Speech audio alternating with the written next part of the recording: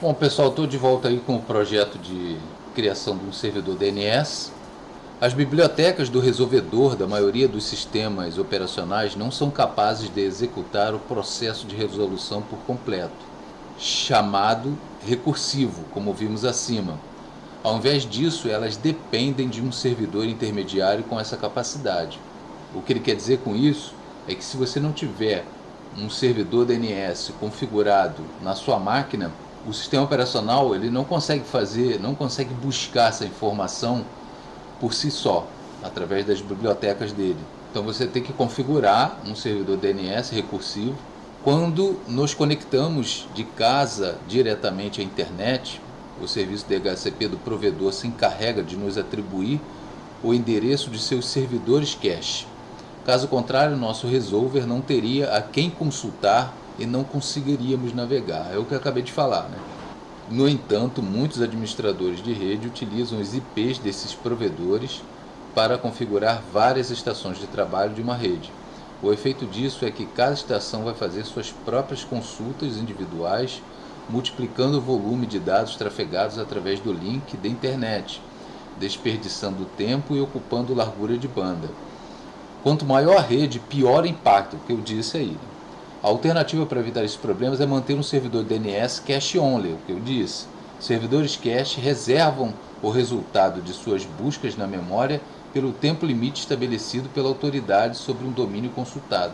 A autoridade sobre aquele determinado domínio, ele especifica o tempo que aquele resultado vai ficar em cache. Dessa forma, independente da quantidade de máquinas da rede, as consultas serão feitas na internet apenas uma vez a cada intervalo de atualização. Nosso servidor bind recém-instalado, já operando como servidor cache, para testar. Então a gente vai fazer um teste com o nosso servidor aí, bind, que nós instalamos. Como eu já disse, quando você instala o bind, ele já atua como um servidor de cache.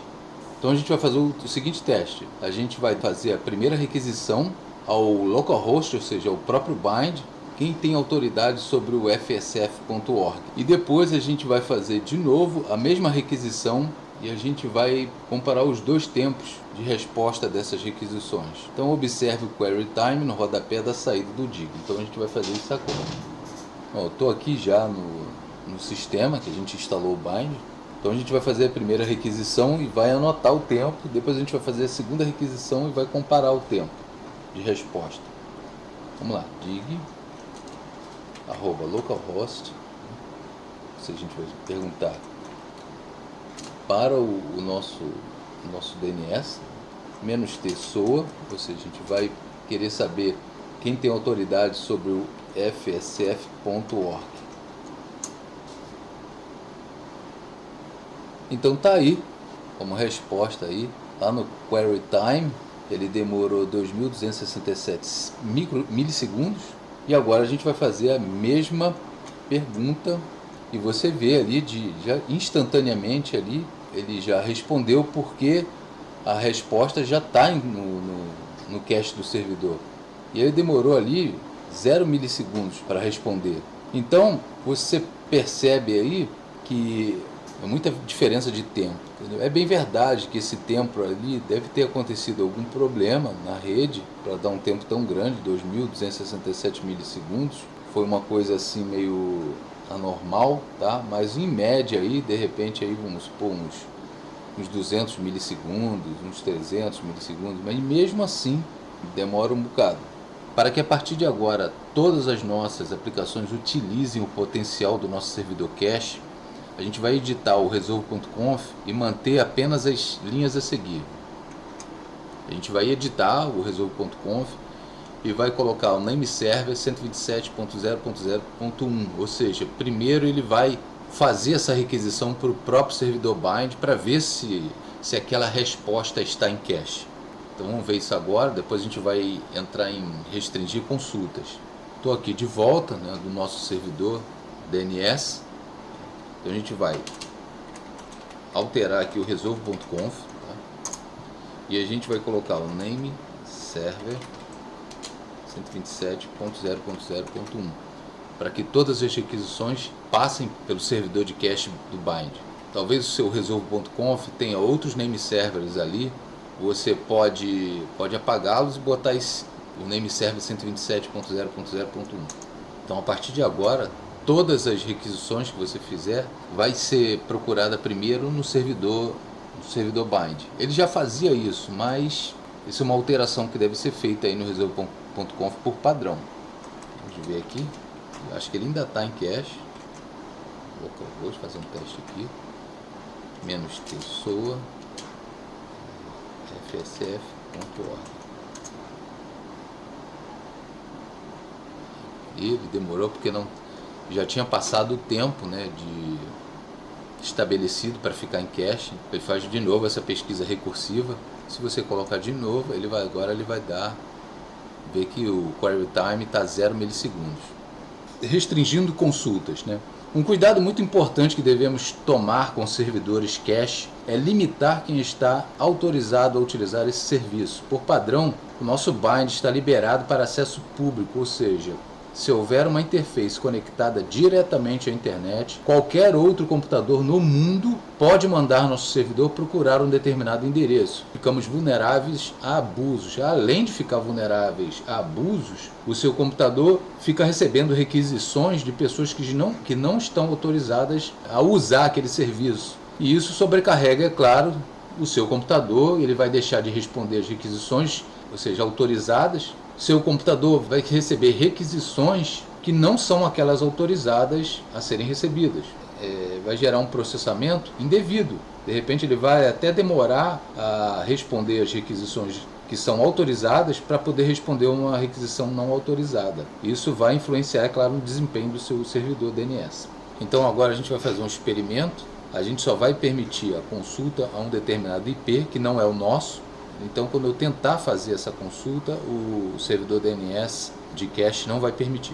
Então, o que a gente vai fazer? Primeiro, a gente vai fazer uma consulta ao servidor DNS. Então, para evitar esse comportamento, vamos editar o arquivo named.conf.option e acrescentar a seguinte declaração, que é o allow query, ou seja, permitir as requisições somente do 127.0.0.1 e do 192.168.1.140, ou seja, esse IP não existe, tá, na minha rede. O servidor bind só vai aceitar as requisições partindo dele mesmo ou desse IP. Como o meu IP não é o 140, ele não vai permitir.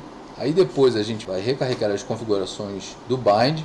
Vamos lá, dessa forma nosso servidor só responderá consultas originadas localmente ou do 192.168.1.140, como eu disse. Para recarregar as modificações nos arquivos confs do bind, a gente pode usar também o RDC reconfig. A gente vai repetir a experiência e vai verificar que a gente não tem mais a resposta do servidor DNS. Bom, eu estou aqui de volta com o nosso servidorzinho DNS, tá? Vamos fazer o teste primeiro, por exemplo, o dig @localhost -t soa fsf.org, né?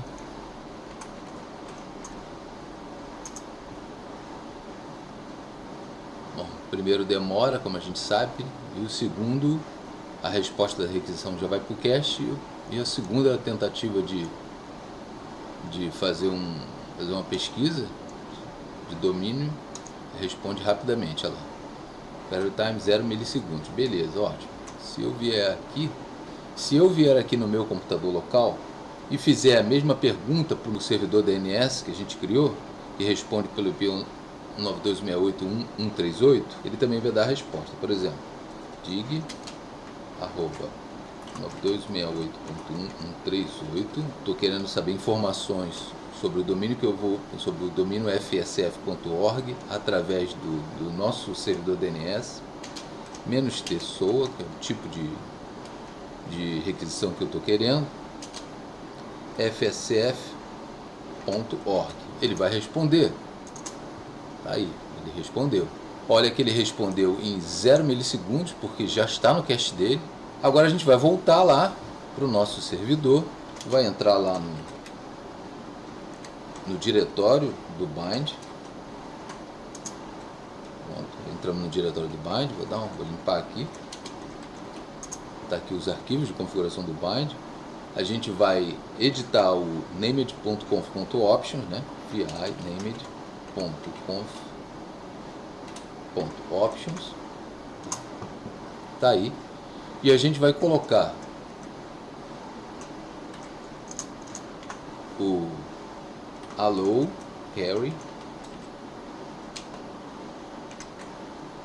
os hosts que são permitidos a fazer requisições nesse servidor. A gente vai botar o 127.0.0.1, ponto vírgula, e agora eu vou colocar um IP fictício, ou seja, um IP que não existe na minha rede, ou seja, nenhum host está com esse IP, justamente para te mostrar que se eu não se meu IP não tiver nessa lista, não vai ser possível fazer requisições para esse servidor DNS. Então vamos lá, 192.68.1.140, ok? Então dessa forma ele só vai permitir que façam requisições a esse servidor DNS o 127.0.0.1, que é o localhost, e o 192.168.140, que é um IP que eu criei. Qualquer outro host que não seja esses dois não vão conseguir fazer requisições a esse servidor DNS, correto? Então vou gravar, vou restartar systemctl, restart, named, service, named service, e pronto, restartou, tá tranquilo, não deu nenhuma mensagem de erro. E agora vamos voltar lá,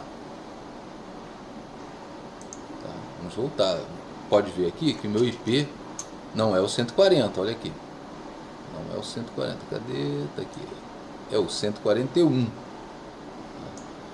Vou limpar aqui e agora vou tentar fazer a mesma requisição para ele. E você vê aqui que não veio nenhuma resposta. Não veio nenhuma resposta. Eu não posso fazer nenhuma requisição para esse servidor DNS. Agora vamos voltar lá e vamos retirar aquela diretiva. Voltando aqui,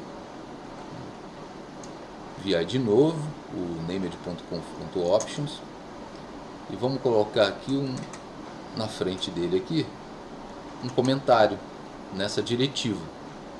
Que o comentário aqui para o named.conf.options, em vez de ser o jogo da velha, né, é o barra dupla, entendeu?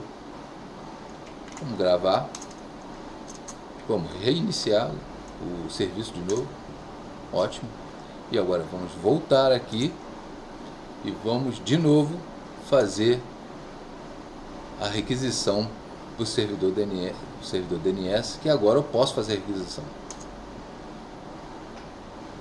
E ele retornou normalmente. Ele agora, como aquela diretiva foi apagada, tá? Eu posso fazer, qualquer um pode fazer requisição para esse servidor DNS. Ok?